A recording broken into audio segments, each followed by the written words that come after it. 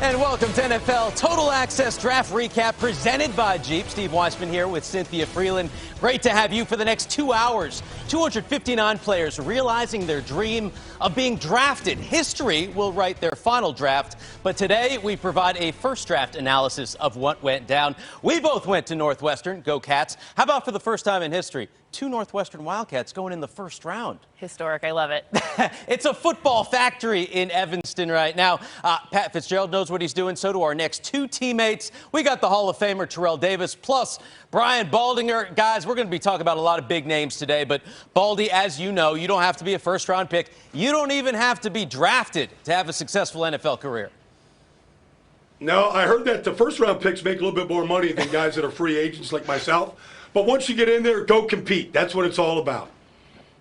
That's right, Baldy. Doesn't matter how you got into the NFL. Get in there, be competitive. And then I think a lot of guys that got drafted late or didn't get drafted, now is your chance to prove to those teams why they should have drafted you earlier. Yeah, put that chip on your shoulder right now. Let's start with that most important position, however. Most important position in sports, we'll call it. The quarterbacks, 5 of them drafted in round 1. Clemson's Trevor Lawrence going to Jacksonville, and then BYU's Zach Wilson to the Jets. 1-2 as we all expected. The Jets took offensive players with their first 4 picks. Then that big turning point. Who would the 49ers take at number 3? The answer would be Trey Lance of North Dakota State. So quarterbacks go 1, 2, 3 for the 3rd time in history. The Bears then making a big move, trading up to number 11. They take Justin Fields of Ohio State. He'll compete with Andy Dalton for the starting spot in the Windy City. And no trade up needed for the Patriots. They got their guy. Alabama's Mac Jones says New England is where he wanted to go all along. Mac Jones, Patriots' first top 15 pick on offense in the Bill Belichick era. So let's talk about these guys, TD. Which of these 5 quarterbacks taken in round 1 fits his new team the best? Yeah, Steve, for me, I believe it's Trey Lance. And here's why. I mean, the 49ers, they have that scheme where they are doing a wide zone run scheme. They have a scheme where the quarterback needs to be mobile with bootlegs and nakeds and keeps and all that stuff. And Trey Lance that's his strong suit. He's good on the move. He's a mobile quarterback. He's a guy that has a big arm. And so all the things that Kyle Shanahan loves with this young quarterback, he fits great in their scheme. So the other quarterbacks like Zach Wilson, he's going to a similar scheme as well. But to me, with the new coaching staff trying to get all those pieces together, to me, that's going to be a little bit more complicated. The Niners are already there. They already have things in place. All they have to do now is just plug in their young quarterback. And I think that's a great fit for him. Young, strong arm guy, smart, which Kyle Shanahan loves. So to me, I think that's the best fit. TD, I think he's going to a good football team and good team around the quarterback. But I like what Mac Wilson is doing. First of all, he wanted to go to New England. The Patriots were rumored to move up to try to go get Mac Wilson. They just stood there at 15. They got the 5th quarterback in the draft taken. And I just think it's a good fit. The team around him has gotten better through free agency. You know what the coaching staff is all about. He gets to go there and watch a former MVP, Cam Newton, go to work every day. I think he can learn a lot there. And look, he's got a teammate, Christian Barmore, was their 2nd-round pick. He's already got a friend inside the building. How unfair does it seem that Mac Jones gets to go to the Patriots without them even having to trade up? But I want to talk about Zach Wilson. I love the fit here with Robert Saleh and bringing over Mike LaFleur, who obviously knows how to create a passing game structure that really features play action, something that we saw Zach Wilson handle just so masterfully in college. He had like a ridiculous passer rating. I'm not even going to go back and say it. It's like over 130. It's just ridiculous passer rating using play action. And then if you see what he does on the move, those off-platform throws, which have become a hallmark of the NFL, just ask, guys like Josh Allen or maybe, that guy Patrick Mahomes. That's a really helpful trait. So I think what they did for the Jets there, new regime, fresh start, love that fit.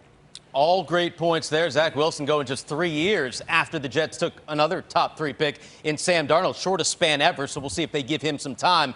TD, which team improved their roster the most overall in this draft? Well, I think it's hard to, not look at the Jacksonville Jaguars and the Miami Dolphins and the Cleveland Browns, but I am going to go with the Chicago Bears. And here's why. Listen, all the Bears needed to do was draft that young man right there. and Justin Fields. And that's all they needed to do to include their roster. Their roster was one quarterback away. If you would have told me that Ryan Pace and Matt Nagy thought that they can get this young man in this draft before they moved up to get him, that would have been crazy. Nobody thought they could make that move to get Justin Fields. So to me, getting him on your roster right now, you now arguably went from having the worst quarterback situation to possibly having the best quarterback situation in the NFC North if Aaron Rodgers, comes to a city, which I hope he does go to my city. They might have the best quarterback situation. TD, I think the Bears finally figured out their quarterback conundrum with Justin Fields. But I'm going to go in a different direction. I want to add some perspective because I believe the Jets have improved the roster the most. And I want you to go back and remember last year. This was the 32nd ranked offense in football in almost every category. So you can only go one direction. They scored a grand total of 3 points in 2 games against the Dolphins last year. They were shut out down in Miami early in the year. So if you go and you add Zach Wilson, I'll take Cynthia's numbers on play action, and I'll trump her there and what they're going to do around the offense that now will feature a left guard in Olivier Tucker next to Mount Becton. And then you add Elijah Moore in the slot. You add a Michael Carter in the backfield. The Jets actually have some real firepower in offense now. Talk about firepower.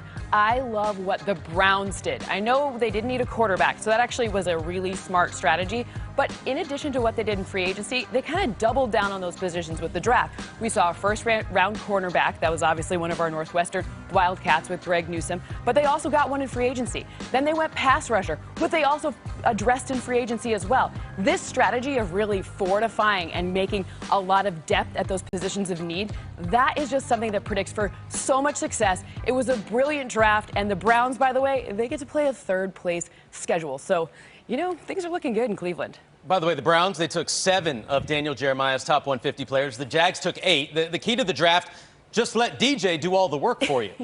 This quarterback was the talk of the draft before the draft. Answer, who is Aaron Rodgers? The MVP reportedly unhappy in Green Bay, doesn't want to play for the Packers. Well, the team has said he is their quarterback, and they are not trading him.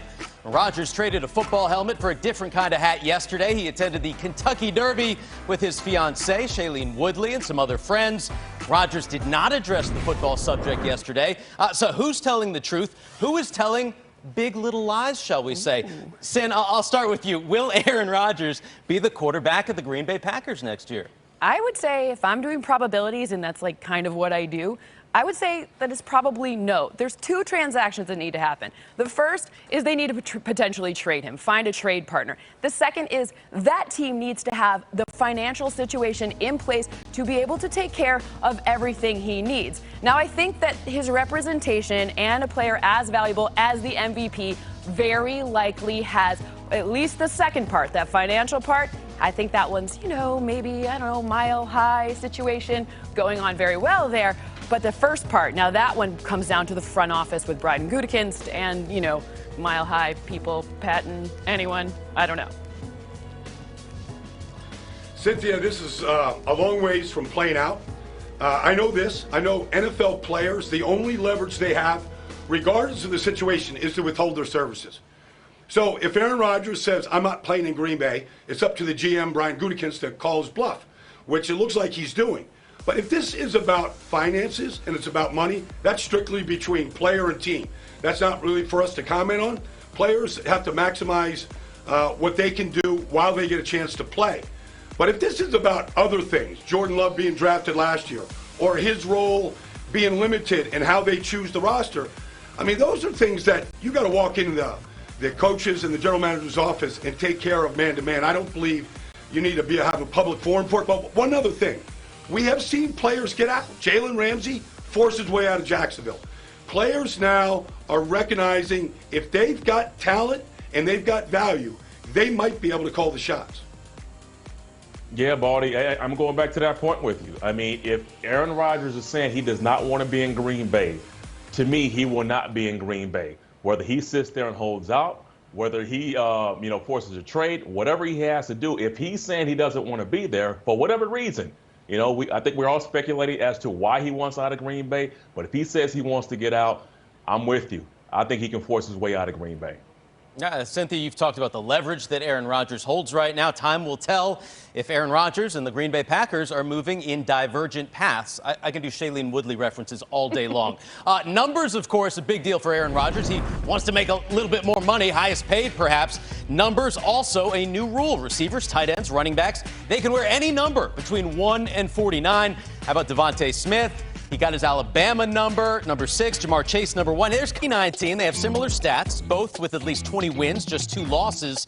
Lawrence threw for more yards per game, but Fields had more touchdowns passing and fewer interceptions. So the numbers indicate Justin Fields might have been a bargain at the 11th overall pick for Chicago. And Cynthia, he's one of you guys you ranked as the best value picks of day one, your piece on NFL.com. You got your name right here on the big screen. What made him such a great value? Well, like you said, it's at the number 11 position, which both me and I did do a survey of scouts amongst all the league, and about half are telling me that they actually had Justin Fields ranked higher than the guy who went number 1. So to be able to get this versatile player who behind a clean pocket, so when his line held up for him, 54 touchdowns to just 4 interceptions, that's the highest rate in FBS. That's the kind of the ceiling for the best he can do.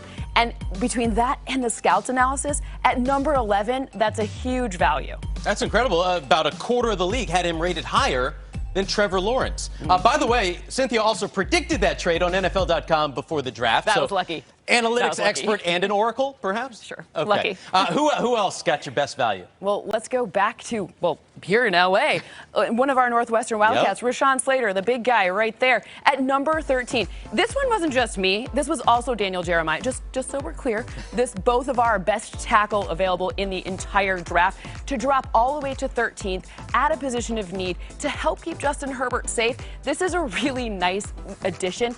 And by the way, he went up against the likes of some Big Ten monsters, like, that guy who played for Ohio State, Chase Young, who is pretty darn good. So that was one that really stood out. And then another one, keep it in the Big Ten here, Kwity Paye. I love that pick at 21. The way that he fits in this defense is really incredible because he had pressures from all over that defensive front at Michigan. His speed, his burst in those first 2 yards was the fastest in the Big Ten last season. So those first 2 yards, he can get after it. And he joins a situation where he'll get folded into packages and not be expected to be the man day one. So he can actually learn the position, which is a benefit to any player transitioning from college to the NFL always.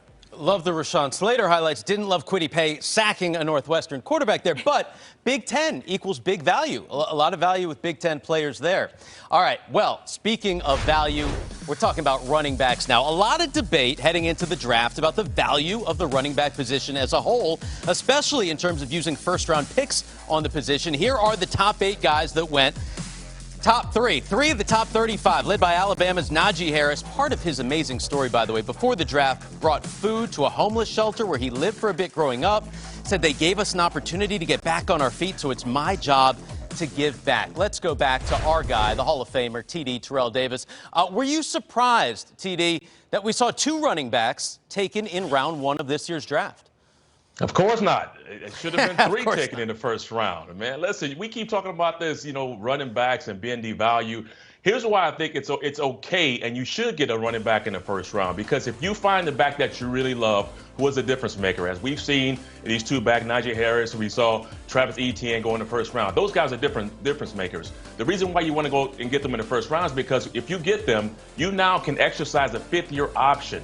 And if you want to, after that, you can either franchise tag them. So now you've got a rookie running back who's highly productive for a 6-year deal, even though that rarely happens because you want to extend them longer than that.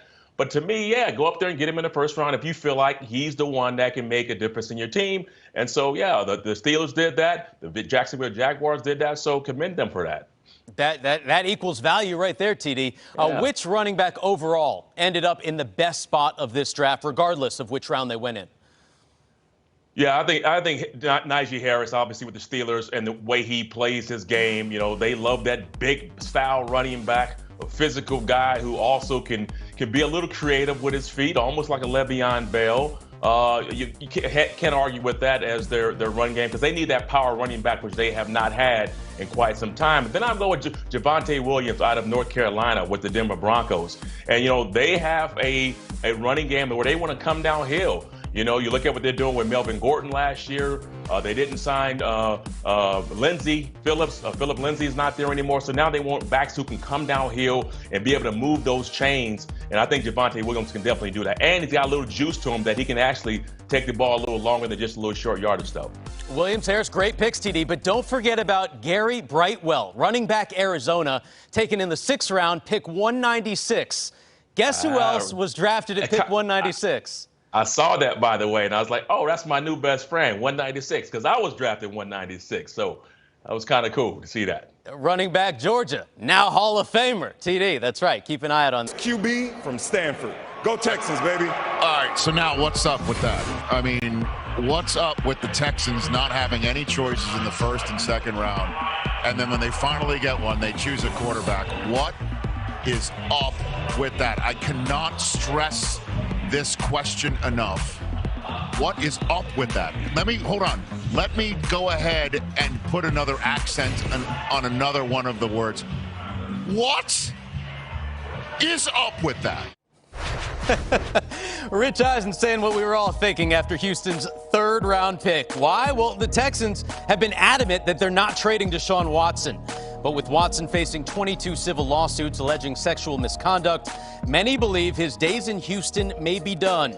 Here's what GM Nick Caserio said about that pick. It's about trying to create competition across the football team, across all positions. We talked about this on the pre-draft call a couple weeks ago. That's our philosophy and that's our mindset. And we're going to continue to do that. So that was the rationale and the impetus for the pick. Creating competition. It wouldn't be with Deshaun Watson, maybe with Tyrod Taylor. But other than having a great name, TD, Davis, what does this guy bring to the Texans?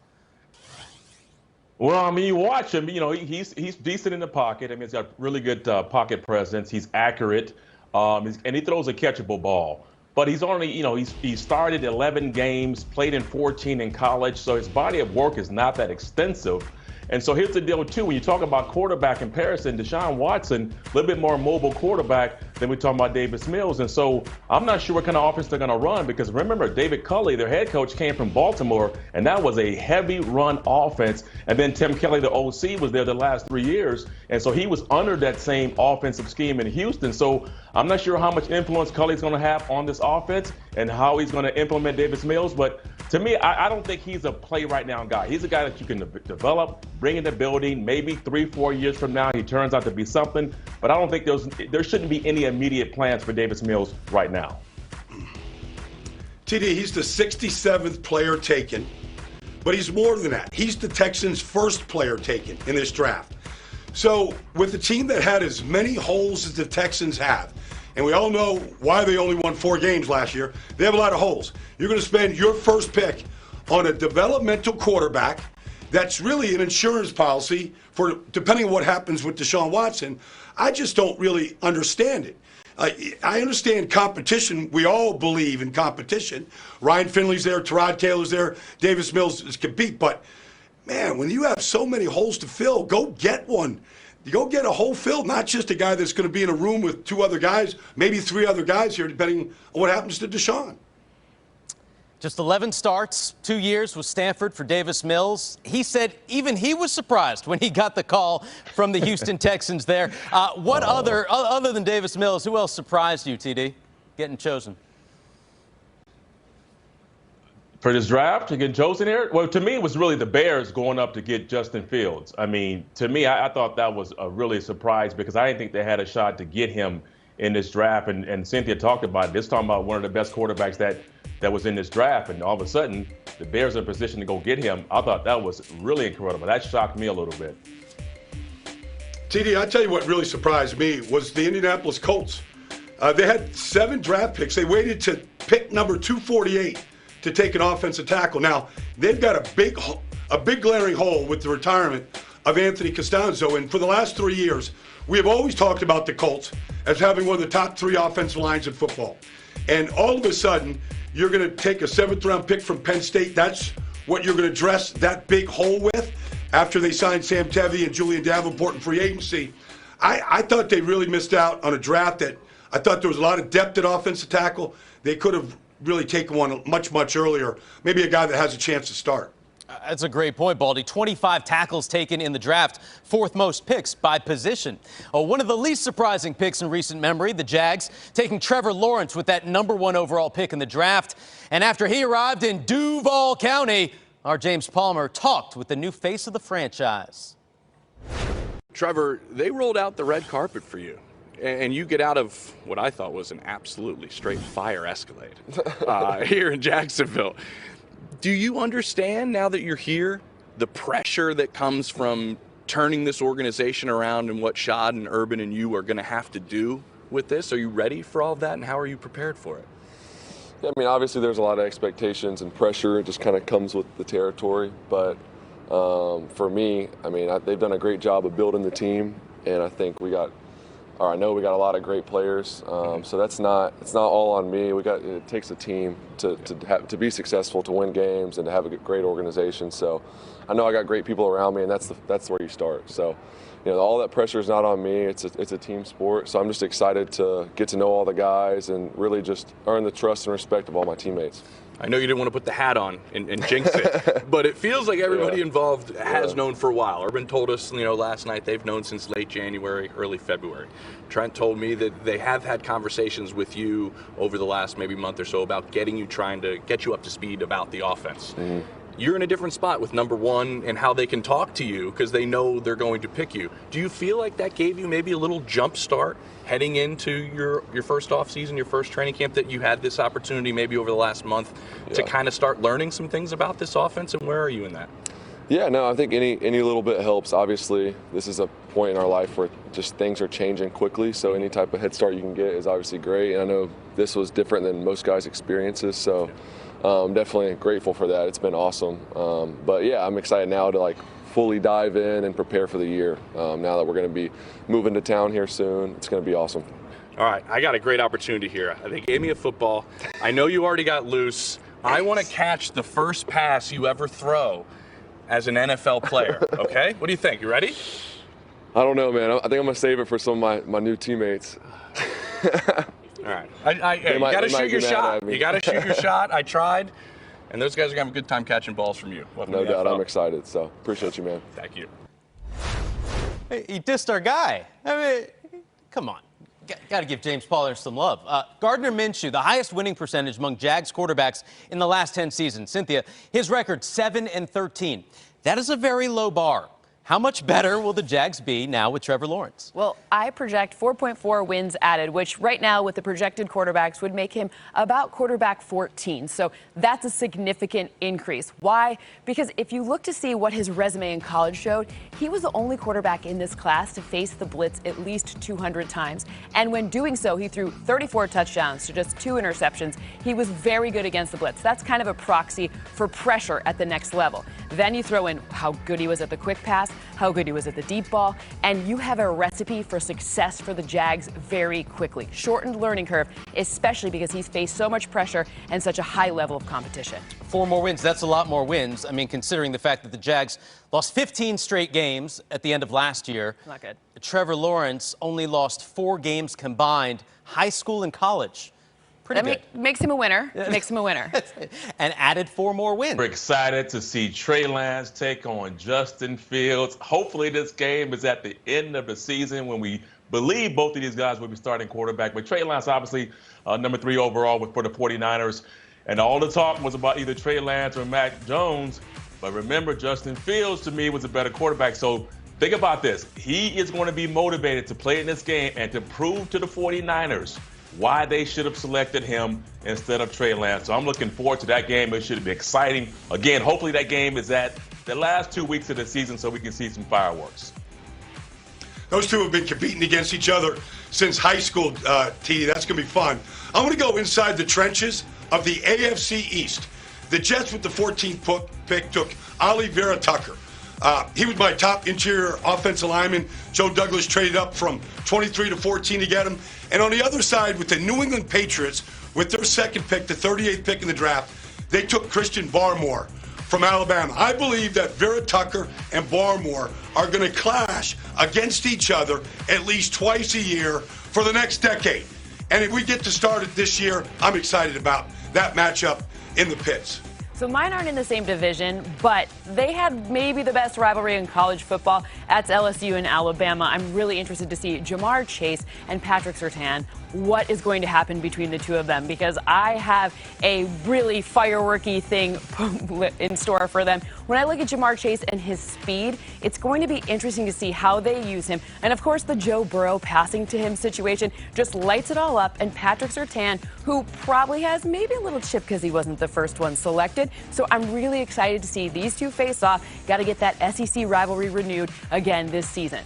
Love that. Surtain also went up against Kyle Pitts, so we'll see J.C. Horn twice this year. Baldy, love how you went in the trenches. Our offensive linemen get defensive, offensive lines together. By the way, Jamar Chase, first wide receiver selected in the draft. The second, Alabama's Jalen Waddle, who got the call one pick later to take his talents to South Florida. Take a listen. We're on the clock here, so we're going to make you Miami Dolphin, all right? I hear everyone screaming. I said, we're going to make you a Miami Dolphin. Congratulations. We're thrilled to have you down in Miami. You know, we're building something special. Congrats to you. You know, enjoy the night, enjoy this moment, and hey, welcome to the Dolphins.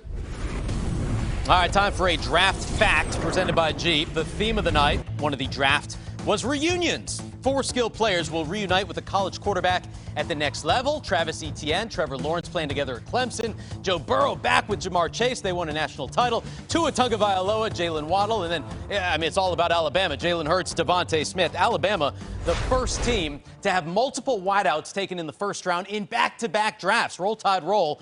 Those 3 receivers were the first 3 taken and the ones we've been hyping up for months. But now that the dust has settled, which wideout landed in the best spot for his specific skill set? I'm going with Alabama, and I'm going with Jalen Waddle. Why? Well, I think we would have been talking about him a little bit more, maybe even more than Devontae Smith had he not been injured last season. But if you look to see that stutter step, the stop and start, the opportunity to change directions, that's going to be really interesting. The other thing, we don't talk about this enough, but the Dolphins, they have 2 offensive coordinators. Not 1, not 2.